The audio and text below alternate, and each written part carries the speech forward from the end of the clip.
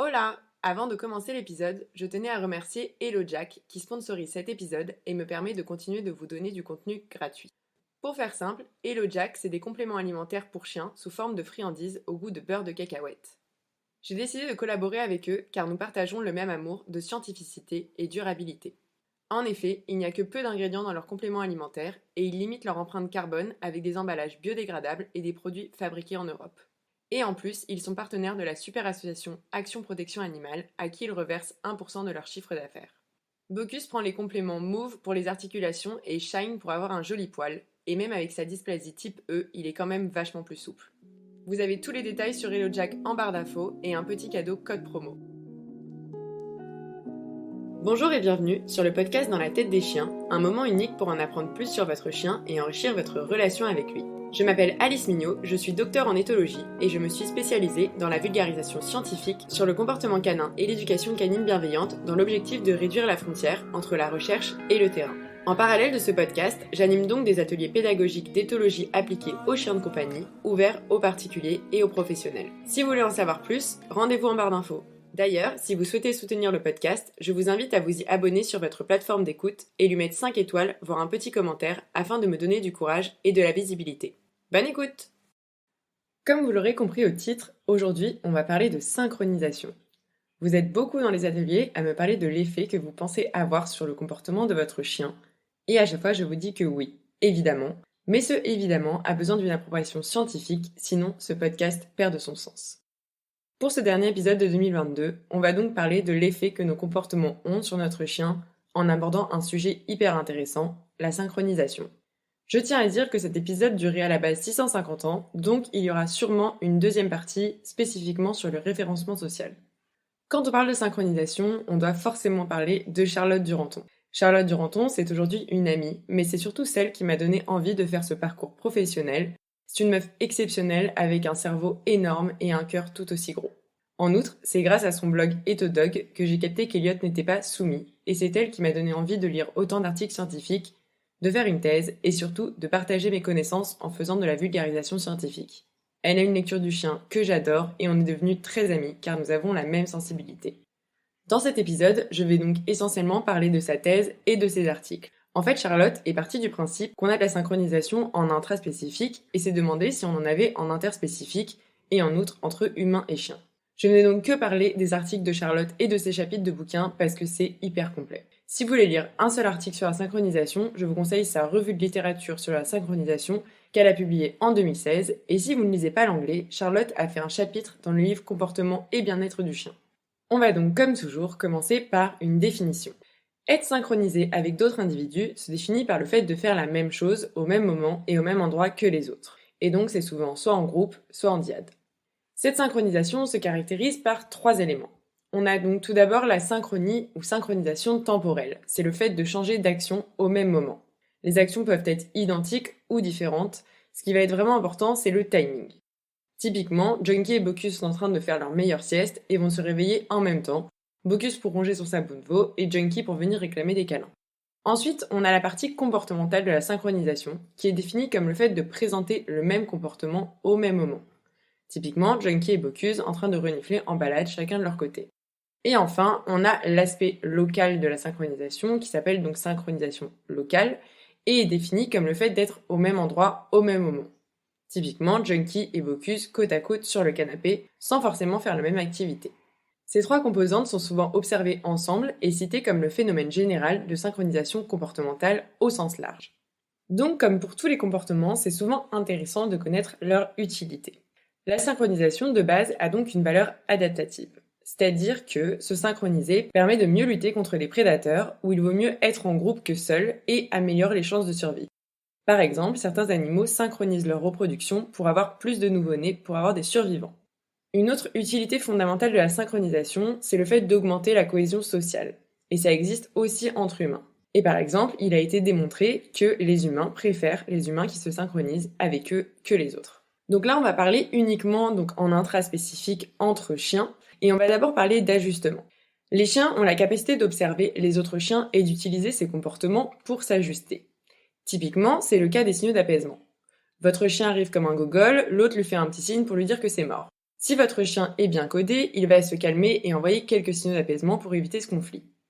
De même pour le jeu. Votre chien se balade et croise un copain. Son pote lui fait un joli appel au jeu. Votre chien a des chances, s'il est bien codé et de bonne humeur, de répondre, lui aussi, par un appel au jeu. Ou encore, votre chien va s'approcher du jeu d'un autre chien. Si l'autre chien grogne et que votre chien est bien codé et de bonne humeur, il va s'éloigner.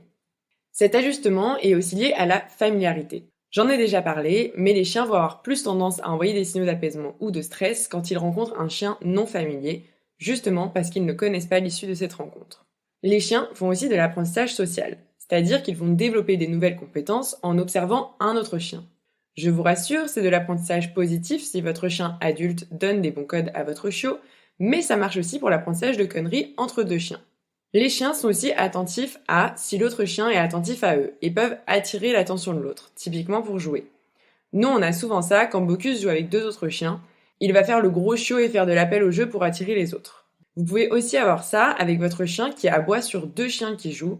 Et alors là, ça va dépendre du type d'aboiement, mais souvent, ce sont juste des chiens qui essaient d'attirer l'autre. Donc on a parlé d'ajustement entre chiens, mais Charlotte précise bien dans tous ses articles que la synchronisation à proprement parler est beaucoup moins étudiée que l'ajustement et a été rarement testée directement. Au niveau de la synchronisation, donc, on a observé qu'il y avait également un effet de la familiarité. Les chiens vont montrer plus de synchronisation avec les individus qu'ils considèrent comme leurs partenaires sociaux préférés. Aussi, les chiens présenteraient une plus grande synchronisation locale avec les congénères avec lesquels ils ont un degré d'affiliation plus élevé. C'est typiquement le cas des chiens de rue. Et globalement, plus un chien est affilié avec un individu, plus il va se synchroniser avec lui. Mais bon, ici, nous, ce qui nous intéresse vraiment, c'est en interspécifique, donc entre humains et chiens. Dans son article, Charlotte dit d'ailleurs qu'elle est la première à étudier la synchronisation entre les humains et les chiens, sachant que la première étude sur la synchronisation interspécifique était entre des humains et des singes capucins. Pourtant, ça semble totalement logique de parler de synchronisation entre les humains et les chiens, sachant qu'on a une domestication qui va à 15 000, 17 000, voire 30 000 avant Jésus-Christ, et surtout qu'on a une relation assez unique avec nos chiens. Elle rappelle donc que la synchronisation interspécifique se produit principalement entre des membres stables du groupe, ou du moins qui ont des interactions régulières. Et ces situations sont évidemment courantes entre chiens et humains, par exemple le fait de dormir en même temps, le fait de sortir en même temps, et nos liens d'affiliation assez forts. Dans son article Canis Sensivitus, qui date de 2015, elle évoque comme prérequis à la synchronisation humain-chien l'attention ou la sensibilité au comportement des autres et la capacité à ajuster leur propre comportement en fonction de ce qu'ils perçoivent. Dans cet article, elle reprend donc les différentes études qui ont montré la sensibilité des chiens au comportement direct des autres chiens et des humains et l'adaptation de leur propre comportement en conséquence.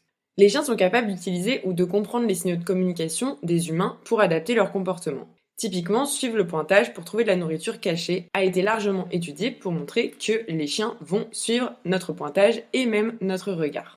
Les chiens font d'ailleurs attention à est-ce qu'on fait attention à eux. Il y a une étude de 2006 qui a montré que lorsque les propriétaires demandaient aux chiens de se coucher, les chiens se comportaient de manière différente selon le contexte. Lorsque les chiens étaient observés par leurs propriétaires, ils restaient dans la position demandée plus souvent et plus longtemps que dans d'autres situations, typiquement si le propriétaire lisait un livre à côté. Aussi, les chiens sont sensibles aux signaux émotionnels des humains. Par exemple, il a été constaté dans plusieurs études que les réactions comportementales des chiens vont varier en fonction de l'approche menaçante ou amicale des humains.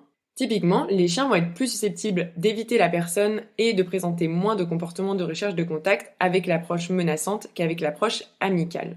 Une autre étude de 2012 a d'ailleurs rapporté que les chiens se retournaient plus souvent vers leur humain si celui-ci les avait précédemment encouragés que s'ils restaient silencieux. Et enfin, mais ça je le détaillerai sûrement dans un autre épisode, on parle de référencement social chez les chiens.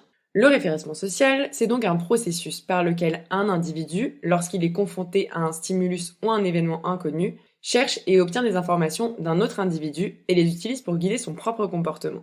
Typiquement, vous êtes seul en forêt, il y a un humain qui arrive, votre chien ne sait pas trop quoi faire, il va vous regarder. Si vous reculez, il va se dire « Oula, il y a un problème avec ce type ». Par contre, si vous dites « Hey, coucou, comment tu vas ?», votre chien va avoir plus tendance à y aller. Donc maintenant, on va rentrer dans le vif du sujet de l'influence de nos comportements sur le comportement de notre chien. Charlotte dit d'ailleurs que, dans des circonstances naturelles et donc pas en laboratoire, quand on rencontre un étranger en balade, c'est pas trop facile de lui demander de se comporter d'une certaine façon par rapport à notre chien. Les propriétaires de chiens vont donc avoir plus tendance à rappeler leur chien, changer leur trajectoire ou tout simplement retenir leur chien pour les empêcher d'interagir avec quelqu'un d'étranger. Le propriétaire à ce moment-là va être probablement assez stressé et peut aussi se comporter de manière assez dure avec son chien. Et donc ici, on va créer des associations négatives pour les chiens, ce qui va créer un cercle vicieux et donc des réactions agonistiques des chiens envers des personnes inconnues. Il y a donc une étude de 2013 qui s'est intéressée à tester l'influence d'un propriétaire soutenant versus un propriétaire passif lorsque les chiens rencontraient une nouvelle personne. Cet auteur a constaté que si les propriétaires de chiens donnent un support actif à leur chien, donc typiquement lui parler calmement, voire le caresser, ça réduit les comportements agonistiques à l'approche d'un humain non familier.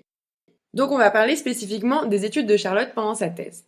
Dans sa première étude, l'objectif c'était de savoir si, lorsqu'ils sont autorisés à se déplacer librement dans un espace clos et non familier, les chiens de compagnie synchronisent leur comportement locomoteur avec celui de leur propriétaire. Les résultats montrent que les chiens se synchronisent effectivement localement avec leur propriétaire, en restant à proximité ou en se déplaçant vers la même zone. Il y a aussi une synchronisation au niveau de leur activité et dans le changement temporel d'activité. Typiquement, ils vont bouger lorsque leur propriétaire bouge et rester immobile lorsque le propriétaire est immobile. Cette étude démontre donc qu'il y a une synchronisation comportementale des chiens envers leur propriétaire. Dans une deuxième étude, ils ont voulu voir cette fois en milieu un peu plus commun et donc ils ont reproduit la même étude en extérieur. Ils ont constaté qu'il y avait une synchronisation locale, donc les chiens vont rester à proximité de leur humain et aller dans la même direction, et aussi une synchronisation de leur activité. Ils vont encore une fois se déplacer lorsque le propriétaire se déplace au même rythme et rester immobile lorsque leur propriétaire reste immobile. Dans cette étude, ils ont donc démontré que cette synchronisation comportementale est assez robuste pour tenir en environnement extérieur et non familier. Ensuite, ils ont cherché à savoir si le lien entre les partenaires en interaction affecte le degré de synchronisation comportementale lorsque les chiens et humains se promènent librement à l'extérieur. Ils ont donc reproduit la même étude que celle dont je vous ai parlé juste avant, mais cette fois avec des chiens de refuge et leurs soigneurs habituels. Les résultats ont montré qu'on avait une synchronisation locale, mais moins précise. C'est-à-dire qu'ils passaient moins de temps à proximité avec leurs soigneurs par rapport aux chiens de compagnie et leurs propriétaires. Et on a aussi une synchronisation temporelle et d'activité, dans le passage de l'immobilité à la lenteur ou à la rapidité. Mais c'était quand même un degré inférieur à celui observé chez les chiens de compagnie avec leurs propriétaires. Les résultats de cette étude mettent donc en évidence qu'il y a une influence du lien d'affiliation sur le degré de synchronisation comportementale entre les deux partenaires d'espèces différentes, ici chiens et humains. Et cette influence du lien d'affiliation sur la synchronisation se retrouverait d'ailleurs entre humains. Et enfin, ils se sont intéressés à la bidirectionnalité de la relation entre l'affiliation et la synchronisation comportementale entre les chiens et les humains. Donc chez les humains, par exemple, on sait que plus il y a une grande affiliation avec les personnes, plus elles sont synchronisées entre elles. Il a également été démontré que les humains montrent une affiliation accrue pour les chiens qui se synchronisent avec eux. Et donc dans son étude, Charlotte a démontré que lorsqu'ils sont confrontés à deux personnes non familières, les chiens de compagnie présentaient une préférence sociale pour la personne qui synchronisait son activité locomotrice avec lui. Par contre, on ne sait pas si la synchronisation comportementale est venue tôt dans la domestication et donc ça serait quelque chose de génétique ou c'est lié à l'environnement et à une bonne socialisation. Globalement, comme tous les comportements, on a une base génétique qui va ensuite être influencée par l'environnement. Charlotte parle d'ailleurs du fait que les phénomènes tels que caresser son chien ou lui donner des friandises en balade vont contribuer à favoriser la relation homme-chien et à rendre bénéfique pour les chiens la synchronisation de leurs mouvements en balade, que ce soit au niveau de la localisation, de la direction ou de la vitesse de marche, avec celle de leur humain. Et d'ailleurs, ils ont démontré un effet de l'apprentissage par les expériences de vie qui est confirmé par les résultats selon lesquels plus les chiens sont âgés, plus la synchronisation temporelle observée lors du changement d'activité est importante. Et on a également un effet de l'affiliation.